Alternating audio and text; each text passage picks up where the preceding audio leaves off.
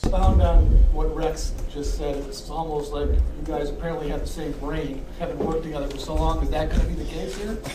Different personnel here. Yeah. I mean, we have similar brains. We're like-minded in a lot of things, in a lot of ways. The most important thing for us, Rex already said it, is, to do things as a team. For us defensively, our number one goal is to prevent points. Every time we step on the field, our job is to keep the other team from putting the ball in the end zone or minimizing the opportunity to score, kick at a field goal, or what have you. There's a lot of talent here, and they played good defense here a year ago, and that's a credit to Coach Schwartz and his staff. They did an excellent job. There's talent on this defense up front, at linebacker, and in secondary. Our job is to put that talent in the best position to give them an opportunity to be successful. And that's all we've ever tried to do. That's all we've ever wanted to do. And whatever comes from that, comes from that. Coaching all pros or coaching, future Hall of Famers, that if that comes with the territory, that comes with the territory. But our job is to put each and every player in the best position to give him an opportunity to be successful and succeed. The scheme, John Morrow with the AP, the scheme is probably changing back to do you run a 3-4?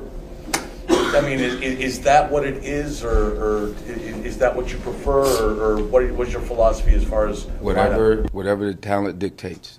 I mean, we'll play a 3-4, we'll play a 4-3, we'll get into 46, we'll get an odd front. I mean, it's whatever our guys do best, and we're going to play to their strengths.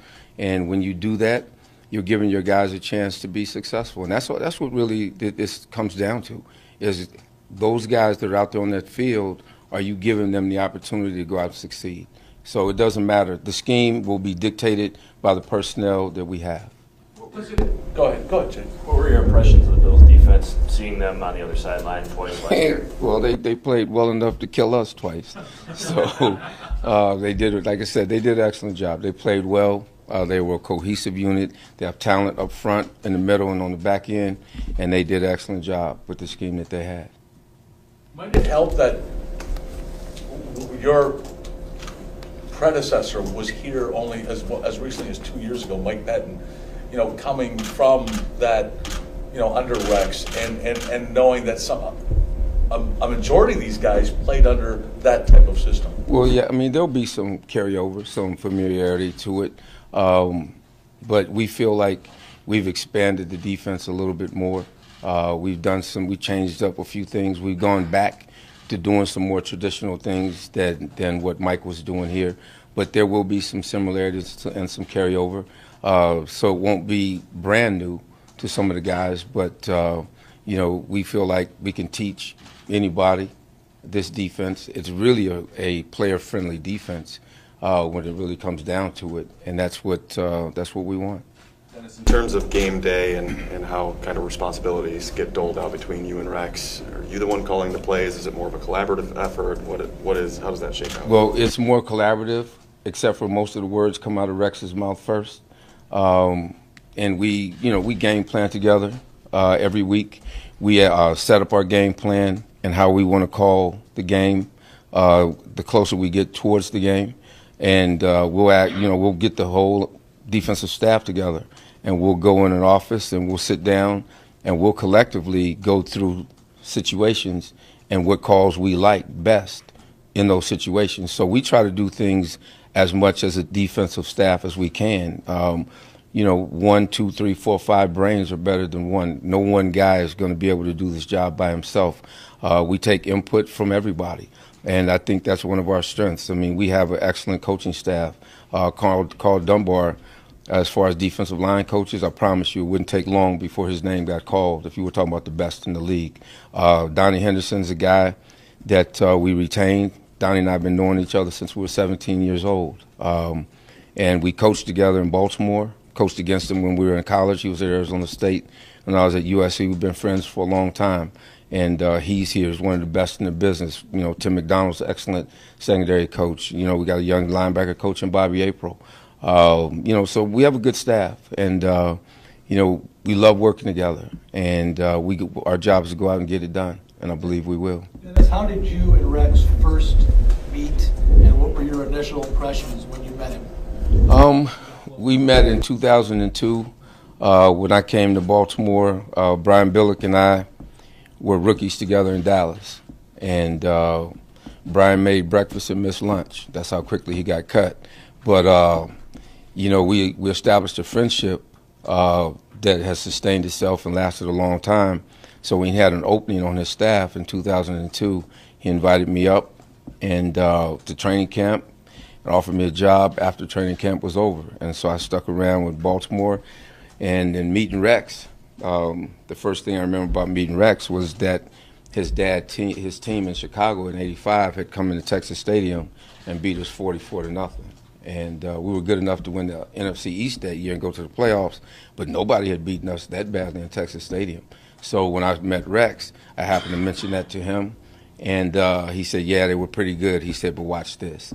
So he's always had a lot of bravado. He's always had, strong belief in himself and what he's capable of doing, and this friendship, has been ongoing ever since.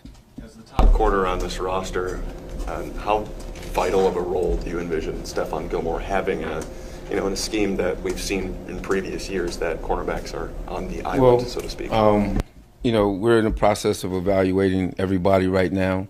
I can tell you this, he's a talented individual. I like what I've seen so far. I liked him when he was coming out of college. But we'll see moving forward how we choose to use him. But we expect him to play at a high level because he's talented enough to do so. You talked about coaching to player strengths. Obviously, the pass rush is something that's been elite here. How aggressive do you intend to be when it comes to? You're smiling now, so.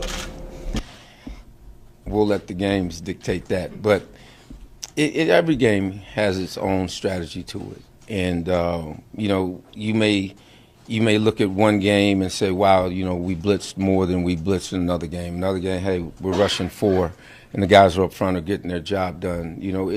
The games are dictated by matchups a lot of times, and your strategy is dictated by matchups a lot of times. So we usually let the matchups, in a lot of ways, dictate how we call the game. But you obviously are keen to see how that line will work under you. Well, we want to be aggressive. Okay, I can tell you that. We want to be aggressive. We don't want to sit back and have an offense dictate to us. That's never been the case. When Rex first took over as the coordinator, I believe in 2005, one of the things that we talked about was when you were playing against the San Francisco 49ers and Bill Walsh and his offense, a lot of times they did the dictating. And we said, hey, why can't we build a defense like that? Where we're the ones dictating, how we want to play and what we want to do. Just because you go 3 wides doesn't mean we have to go to nickel defense or dime defense, that we can stay in base defense and play you because we're good enough. You can get in your base offense and we can go to nickel or dime defense and say, okay, we're good enough to play you however we want to play you.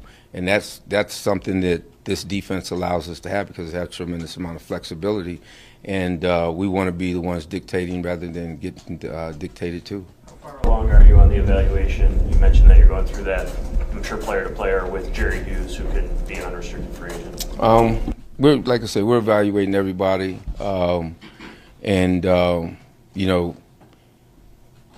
We have to pretty much leave it at that. The guy's a talented guy. He played well, but I can't say much more than that.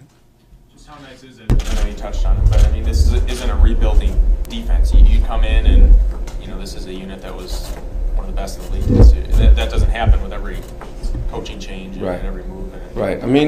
To a degree, it makes your job a little bit easier, but at the same time, you still have to teach your system. You have to teach, the techniques and fundamentals that you want to employ.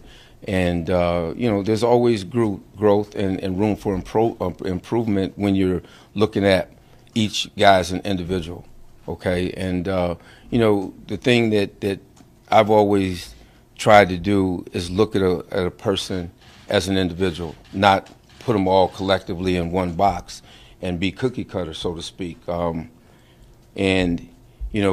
You want to look at a player and see what his strengths are And if you can help improve on his strengths, you want to look at his weaknesses and see if you can help improve his weaknesses. And that's what we'll always try to do. You know, we try to play to our players' strengths and minimize their weaknesses. There's also going to be a little bit of pressure that comes with inheriting a team like this, because everybody looks at this job as maybe it's going to be a little easier for you, but in reality, you want to take them from the fourth best defense to the best in the NFL. Well, I mean, if you understand this league, there's pressure anyway. I mean, every week you go out there, there's a certain amount of pressure that that you understand comes with the territory and comes with the job. But, you know, heck, you wouldn't get in this business if you weren't, you know, if you weren't used to handling pressure. So yeah, we have a tall order, but we never run from any of that. And our expectation has always been to be, if not the best defense in the league, to be one of the top defenses in the league. And it's all based on talent, and can you get the talent all going in the right direction, all the guys playing for one another, pulling on the same end of the rope, understanding exactly what you want them to understand philosophically. And number one goal, like I said, is to go out and prevent points. This has been a large and big topic of discussion, and you're familiar with the Patriots. You ever encounter them with the whole ball thing? No, I don't. I mean, I don't really have a whole lot to say about it. You know, that's for them to deal with, and I'm sure the league will handle it the way they see fit to handle it. Hey Dennis, you referenced the '85 Bears, you coached in Baltimore, and then obviously the Jets have had some great defense. So can you, if you take everything into account, what's the best defense you've ever been a part of or seen, played against or been a part of? Was it that Bears defense or maybe one of those Ravens defenses? All I'm gonna tell you is this: I don't know where they rate that '85 Bears team, but during that game, if the quarterback had gotten hurt, I would have had to go in and play quarterback, and I'm just glad I didn't have to go in that game. Okay, so I'll put it to you that way. Does it help you at all in the transition that you're staying in the AFC East, you know, where you're familiar with some of the Well, it depends on how you look at it. I mean, that means that they're familiar with us as well. You know, but yeah, we're familiar with the teams that are in this division, and we're very familiar with the team that's on top. And you know, we know what the task is at hand, and our job is to go and see if we can put ourselves up there with them. And I believe that if we do things right, we'll have the opportunity. Are you as excited as Rex is to continue to get a shot at the Patriots? I'm a little bit more low-key in my approach to it, but do I burn inside? Yeah, I do. Yeah, I do. What about Rex's the swagger, you know, just the brashness, his persona? We all have that. Some people just know how to mask it a little bit better than others. Sure. How does that affect the team? I mean, what does that do to a team? I mean, you've seen. Hopefully, it inspires them. You know, I mean, there's nothing wrong if you're good and you know you're good. Who cares if you talk about it? It's what you have to do. You have to go out on the field and prove it. You know, talking doesn't win games. You know, being brash and having bravado doesn't go out and win games. You got to go out and back it up. So, who cares?